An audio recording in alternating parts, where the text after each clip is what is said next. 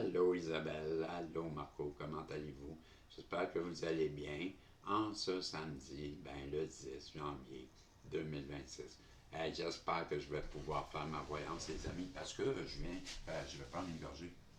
Parce que, savez-vous quoi? Ça fait 3 fois que je fais cette lecture et à toutes les fois, je perds la vidéo.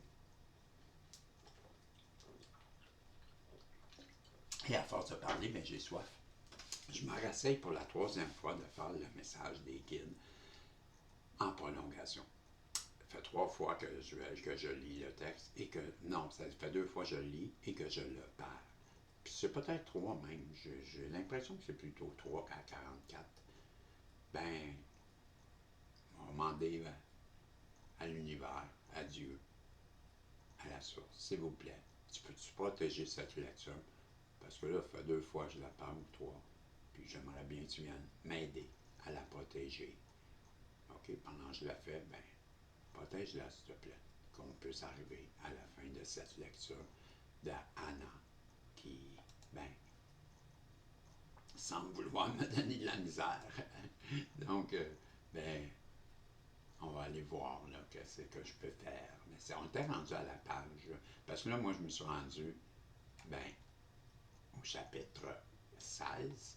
Mais en fait, on avait terminé le chapitre 14 et nous étions rendus à Anna devint forte d'esprit et son corps alors qu'elle rencontra, traversa et vainquit les défis qui se présentèrent à elle jour après jour.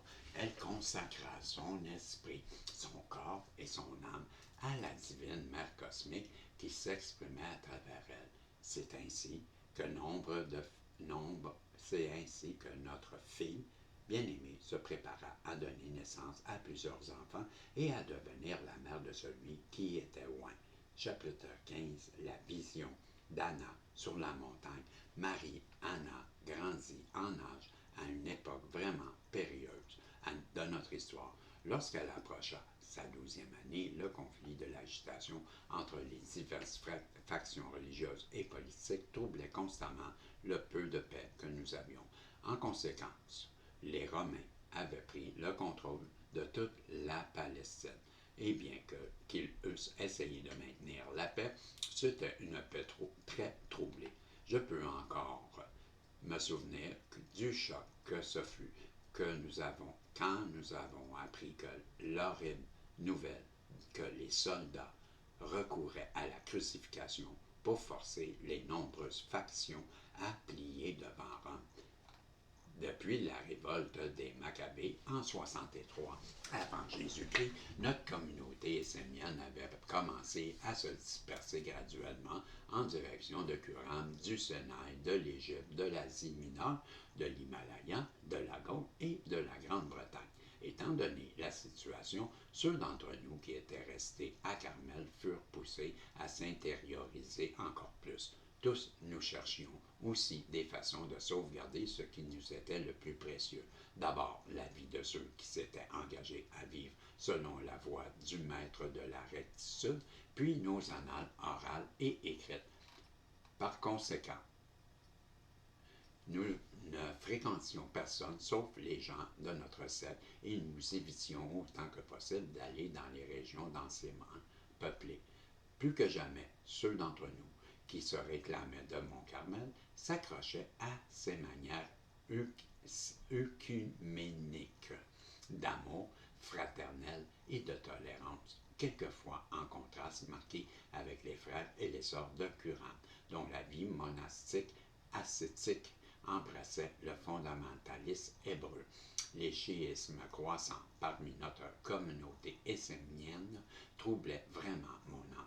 Quand le mécontentement, la violence et l'oppression frappent autour de moi, il est facile de juger ceux qui craignent la montée du pouvoir des masses, car ils risquent d'y perdre leur poste d'autorité et leur richesse.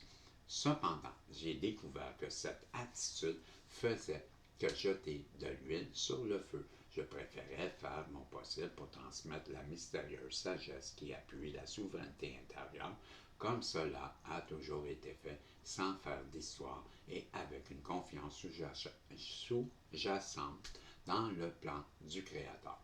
C'est l'essence de la sagesse que j'ai acquise au cours de ma longue vie et c'est aussi l'orientation que j'ai cherché à partager avec tous mes enfants en honorant leur droit d'apprendre leur propre expérience en faisant leur choix selon leur libre arbitre.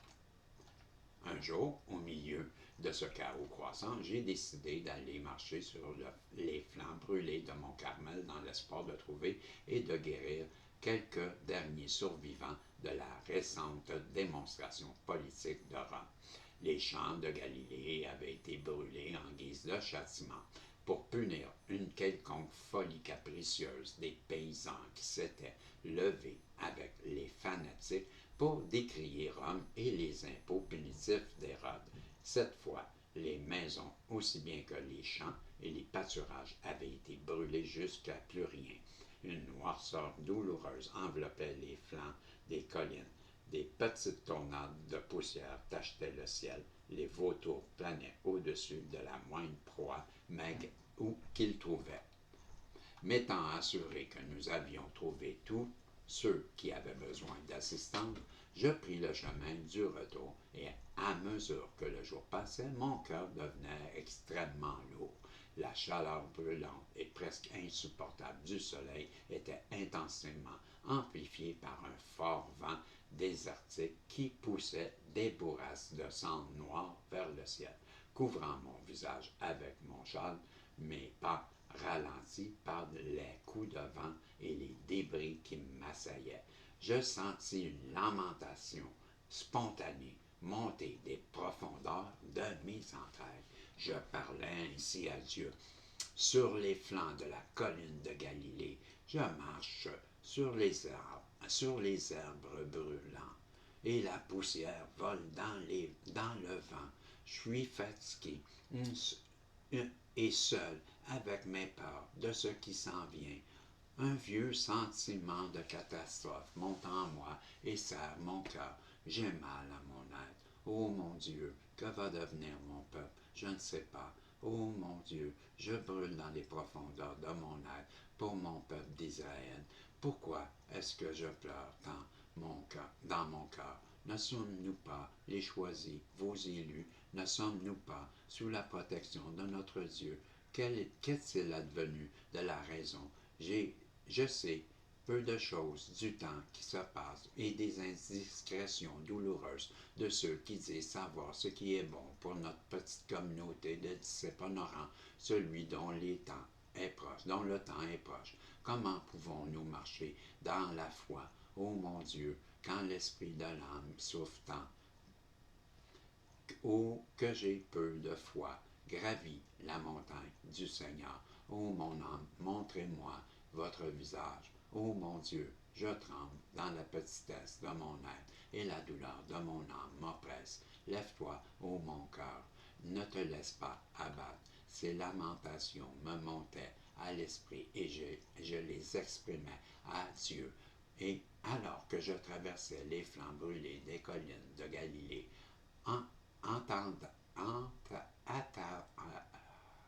attendant celui dont le moment était proche. Tant de questions se pressaient dans mon esprit. Comment vais-je accomplir cette chose qu'on attend de moi? Comment vais-je parler à mon cher Joachim de cette détresse qui m'opprime et brûle mes entrailles? Comment vais-je rencontrer mon petit groupe d'adeptes et partager avec eux la substance de mon savoir qui dit que le temps pour lequel nous sommes languis si longtemps est arrivé? Au milieu des grandes tribulations, nous avons adressé cette pétition à Dieu de nous envoyer le maître de la droiture prophétiser afin de libérer des labeurs de la chair et des détresses de nos âmes en cette terrible nuit. Un éclair de lumière traversa mon esprit alors que je réfléchissais à tout cela. Dans cet état que je me trouvais en ces jours-là, moi, Anna, alors que je marchais parmi les herbes brûlées de Galilée, souvent des lamentations de lassitude habitaient mon âme et la peur m'assaillait. En fait, C'était les peurs des peuples de la terre qui pesaient lourdement sur mon cœur. Je pouvais sentir la terre entière et je connaissais sa grande lassitude.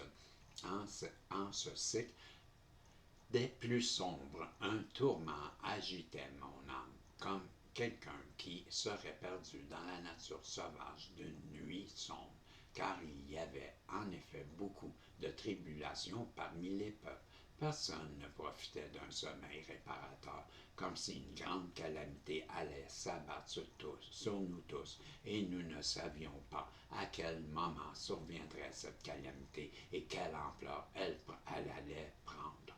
Je traversais les champs de foin noircis avec une douleur silencieuse qui me pesait au cœur et un poids lourd sur les épaules.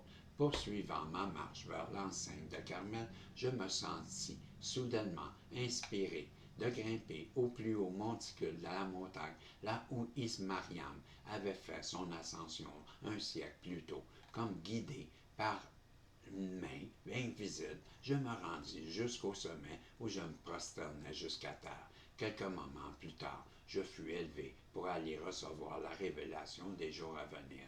Je me retrouvais face à face avec le Seigneur Dieu de mon être, et à sa droite se tenait l'être rayonnant qui allait bientôt venir. Mon âme exaltait au plus haut point. Je fus baigné d'une lumière resplendissante jusqu'à la dissolution de toute conscience de mon identité individuelle. Puis les voiles s'écartèrent et je vis un nouveau ciel, une nouvelle terre, mais je savais que le long labeur douloureux de la création de la terre allait être tempéré par le feu. Cela devait bientôt venir par Mariana m'invita à la suivre. Ensemble, nous allons nous promener au milieu. Je vais reprendre. Okay? Celui qui devait bientôt venir par Mariana m'invita à le suivre. Ensemble, nous allons nous promener au milieu des plus magnifiques jardins. Là, il plaça ses bras autour de moi, m'appelant petite mère, et d'un regard pénétrant, il fusionna son être avec le mien jusqu'à ce que nous nous retrouvions au pied du trône même du Père. Je ne sais pas combien de temps nous y sommes restés quand l'effet de fusion s'estompa et que je revins dans ma propre conscience, il m'annonça que son temps était venu. L'année à venir comporterait une grande préparation à son entrée dans l'utérus de Mariana. Son précurseur se préparait déjà à entrer dans l'utérus d'Élisabeth, la fille aînée de Jacob, le frère de Joachim. Ayant achevé sa formation à Mont-Carmel, elle était revenue à Bethléem pour attendre le moment d'entrer enceinte. D'autres femmes seraient appelées également. Chacune recevrait une conception dans la lumière selon l'entente convenue. Mariana devait passer plusieurs autres niveaux d'initiation. Lorsque ce fut fait et que son corps physique et ses corps subtils furent stabilisés, elle était prête. Cela allait permettre une fécondation complète des fréquences de lumière très basses et très hautes. En dernier point, mais non le moindre, son cousin Joseph, le plus jeune fils de Jacob, devait se fiancer à Mariana pour préparer la Sainte, activer les codes de conception dans la lumière et fournir un bastion solide de protection et de réconfort émotionnel pour la mère de l'enfant. Ensuite, je vis mon rôle. Il me montra comment mes initiations dans les grands temples d'Égypte m'avaient préparé sur la voie du maître de la rectitude. Cette sagesse lui servirait pendant sa jeunesse et aiderait au grand travail qui serait le sien. Je cachais cela dans mon cœur. Puis il montra des aperçus de son passage sur la terre et des événements à venir. Le moment le plus sombre, mais était aussi le plus léger, car par la crucifixion, il allait retirer le dard de la mort. Il me dit qu'il venait accomplir toute la prophétie et oindre l'humanité entière de l'amour rédempteur du Père-Mère, source de vie. Ses disciples démontreraient à tous que ce qu'il a fait, tous pouvaient le faire et même plus. Le plan divin était conçu de manière holographique et il avait été décrété dans les cieux, et tous les joueurs prenaient actuellement leur place sur la scène de la terre, tous Tout était prêt. Il pressa doucement ses doigts dans la paume de mes mains et exhala sur elle le souffle de la vie. Un vent céleste pénétra profondément ma chair et mes os et ranima le sens de mon identité dans les royaumes éternels. Un baume de guérison enveloppa ma petite forme jusqu'à la disparition de toute tristesse. Je savais que tout allait bien, mais que le drame à caractère initiatique qui allait bientôt se jouer sur la scène publique serait mal compris et accueilli partiellement seulement par des siècles à venir. C'était toutefois le temps décrété pour mettre en mouvement une des plus grandes évolutions dans ce système solaire, cette galaxie et cet univers. Puis il ouvrit mes mains et portant chaque paume à ses lèvres, il murmura. Dans ses mains, je naîtrai pour glorifier le Père-Mère. Béni êtes-vous entre toutes les femmes. N'ayez peur, n'ayez pas peur, petite mère, car tout comme votre fille, vous que vous appelez pour l'instant Mariana, elle qui est ma mère céleste incarnée, vous êtes aussi née pour élever le Fils de l'homme jusqu'à ce que tout retourne au royaume de mon Père. Gardez ces mots dans votre cœur, bien que la nuit vous couvre d'un lourd manteau. L'aube suivra, et en cette heure-là, roulez de côté la pierre de la peur qui couvre le portail de la mort et émergez dans le jardin céleste du Père-Mère, et je vous y attends. Sur ce, les cieux s'écartèrent davantage. Juste devant moi, le plus merveilleux des tableaux, la terre renouvelée et transformée, sous ses eaux et ses continents resplendissaient d'une beauté virginale. Sa vie palpitait de nombreuses vérilités et de fertilité abondante. Toute inimitié et tout désaccord avait disparu. La vie était imprégnée d'une splendeur qui dépassait largement les visions que les prophètes avant moi avaient tenté de communiquer. Ah, comme je me réjouissais des bénédictions du Créateur! Mon cœur débordait de reconnaissance et je tremblais, témoin du pouvoir de la présence indélébile et ardente de Shekinah. Les autres angéliques sonnèrent les trompettes. Hosanna, rendons gloire à Dieu, à Immanuel, que la paix vienne parmi les hommes. Des larmes des larmes de joie inondaient mon cœur, le cœur même de la terre, le cœur même qui bat dans toute l'humanité, car en effet il n'y avait qu'un seul et vaste cœur, lequel était à la fois tout et le berceau de tout. Alors que la transmission des énergies d'amour se poursuivait, je devins consciente que non seulement mon petit-fils représenterait le Père, le Dieu suprême, mais que son âme jumelle s'incarnerait aussi, se joignant à Mariana pour permettre sur le plan terrestre le plein retour de Mère déesse suprême. Mon âme jubilait, je revins lentement à moi-même et je me mis en route vers la grille de Mont Carmel. Réalité quantique, holographique, fractale, chapitre 16, Mariana, Joseph, Ben, Jacob. Et là, c'est là que j'espère que tout aura fonctionné et que je pourrai terminer cette vidéo en vous disant « Je vous aime, on se revoit si Dieu le veut. Bye bye. »